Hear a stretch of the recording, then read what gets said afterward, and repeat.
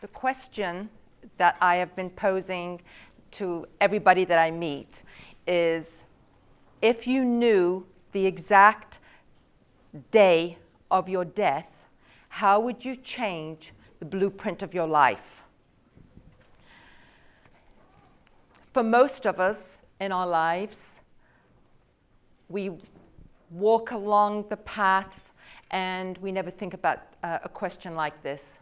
Believe me, I wouldn't have done this either until August the 4th, 2016 at 4:23 p.m. My beautiful young son and my only child died.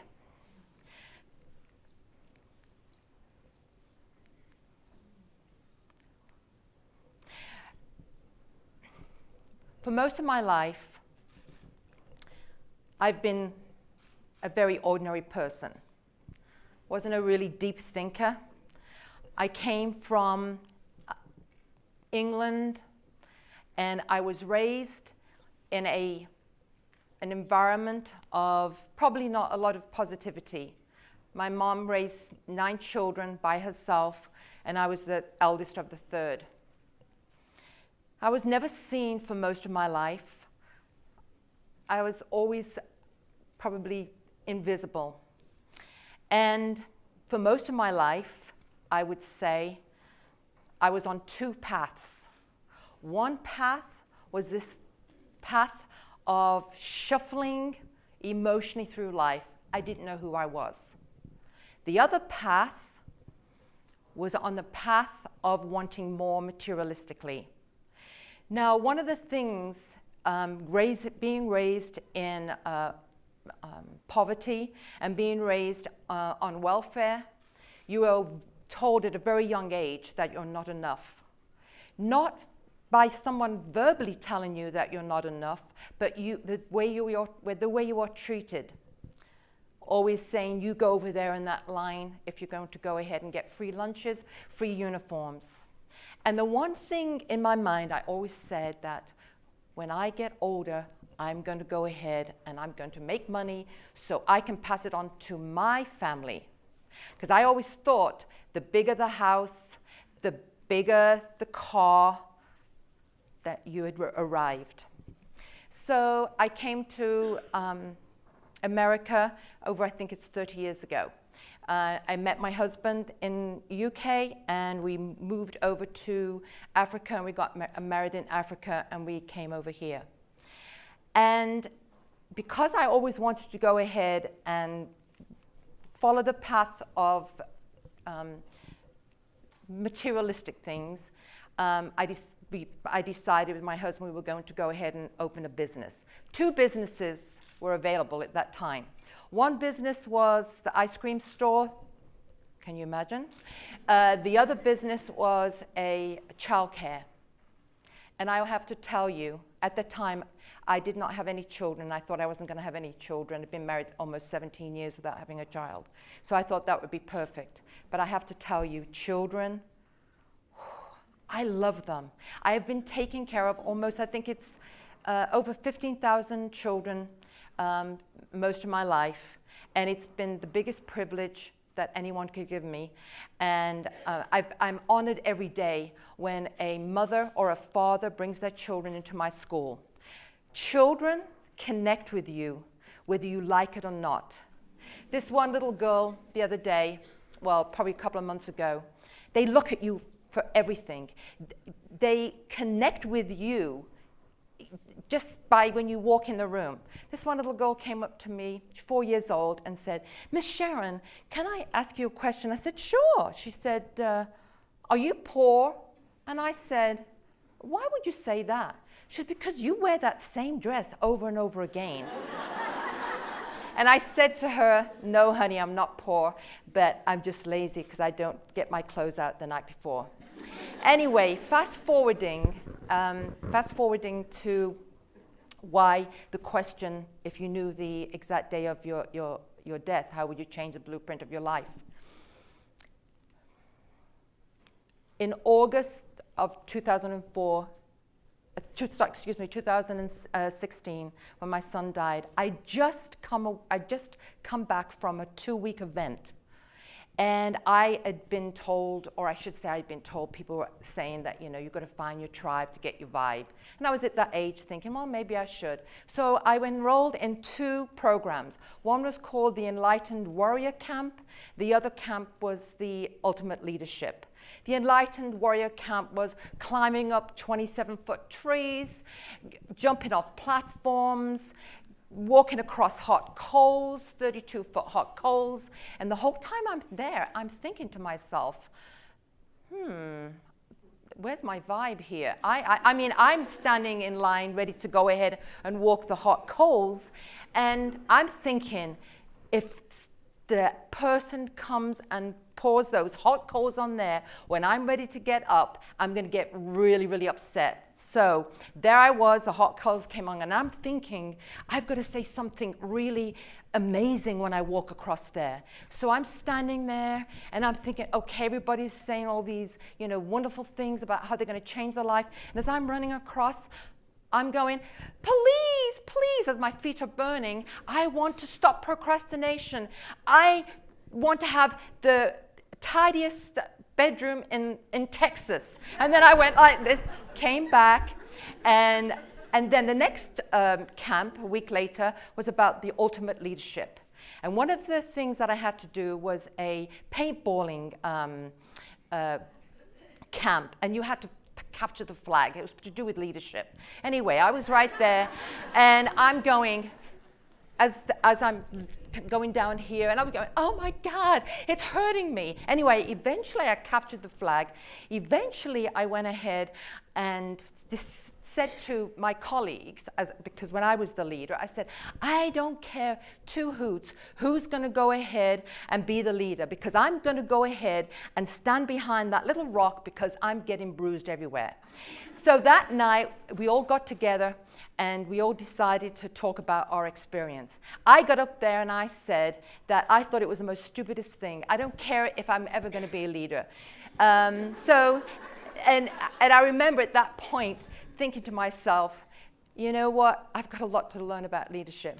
However, that night, the next day, we were closing this closing ceremony.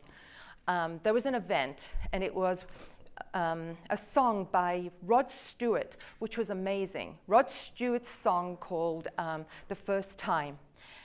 It's been said there's no such thing as random events in your life. Little did I know that random event would be pivotal in my life, in changing my life.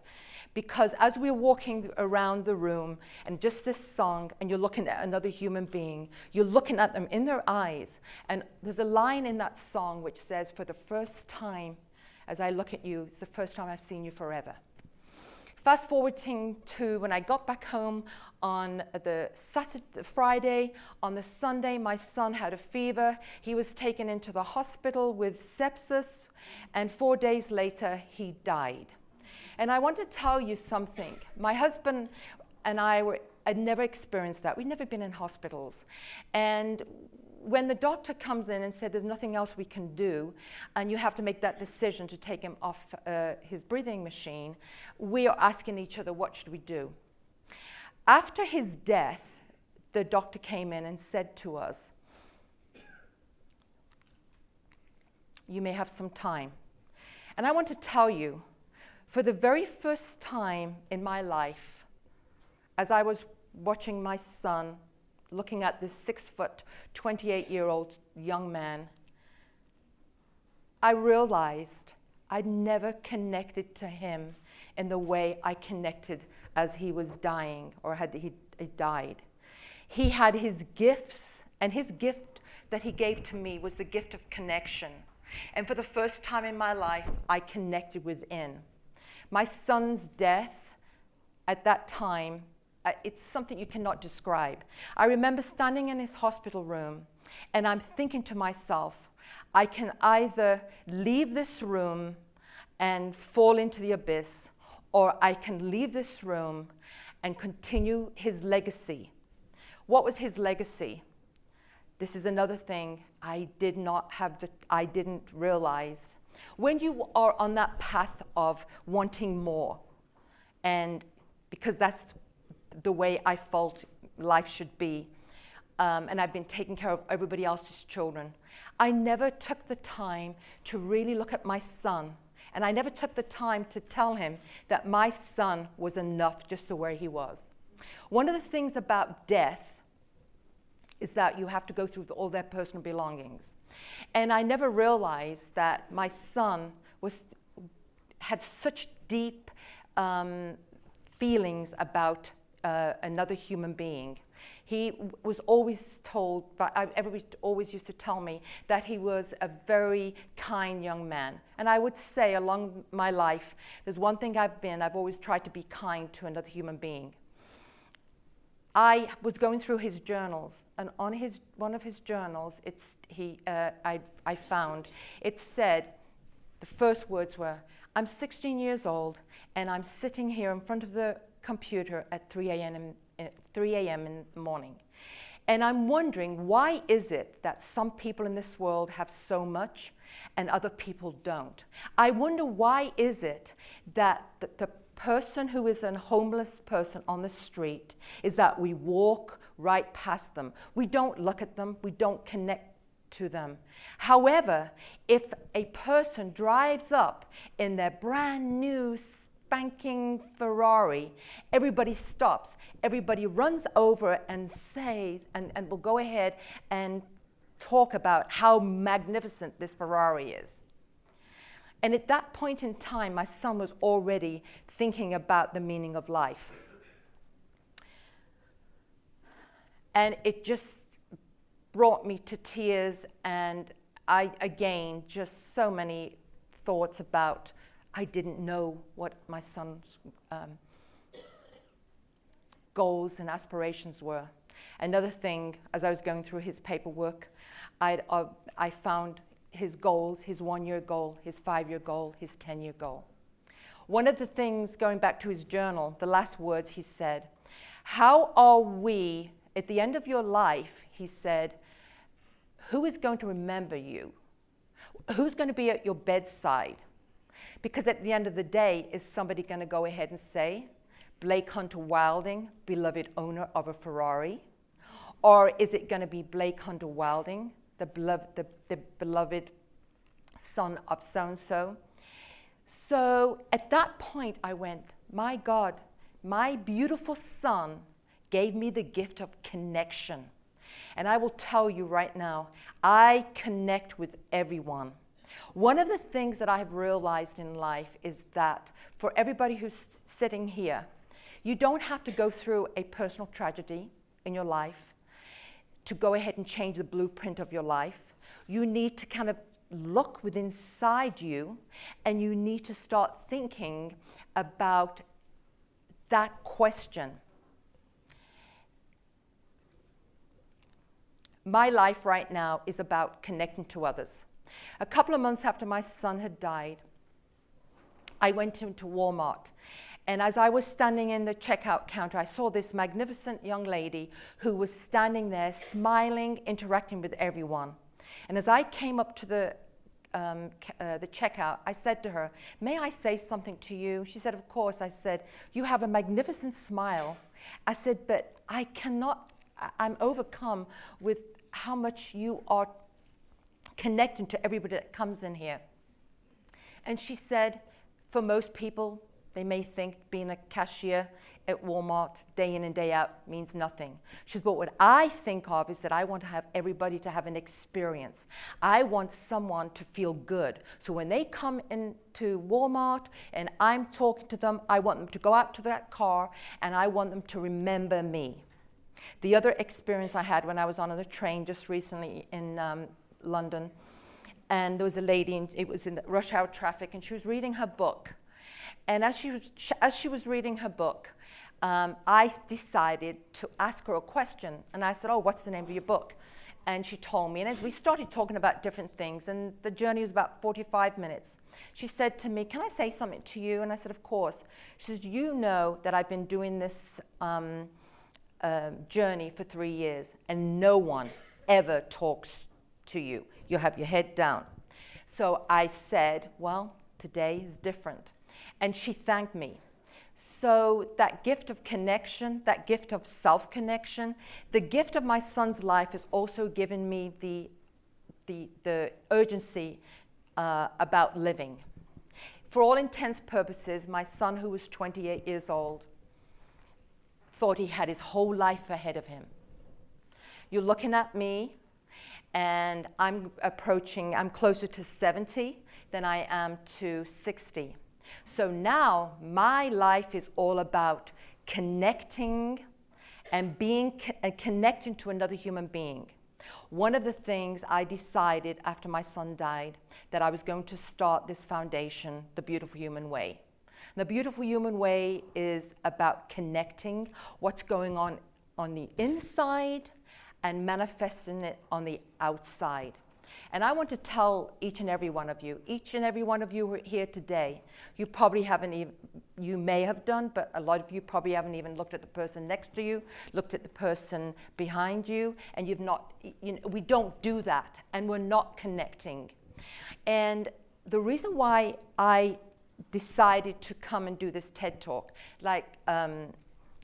is because I felt like time is now. I'm ready to pump up my volume in my life in every aspect. And I know that as a result of this, I can make a difference to another human being. So I may be an ordinary person with an extraordinary mission to change the world one person at a time, one smile at a time, one connection at a time. Because believe me, out there are a lot of people who are on that path of collecting things and wanting bigger and better. But at the end of the day, as my mother used to say, Sharyn, please make sure that people feel better from being around you, not worse. So for each and every one of you here today, I really would like, even if it's just one person, to take the time and sit down and really ask yourself, if I knew the exact day of my death, how would I change the blueprint of my life? I will tell you, I'm asking everybody. I was at the airport recently. I came in last night. My other second favorite person died, and I had to go to England, and I came in last night. And I'm going to tell you also, openly and honestly, a lot of the answers are pretty lame. And I'm going to say that I'm not in a judgmental manner, but what I would say is, they would say, oh, I don't know. So they said, what do you think? And I said, well, maybe we need to start connecting to our children. Maybe we need to start connecting to all the people in your life that you haven't connected to. One of the things I think is just picking up the phone and asking your friends, being attentive. The other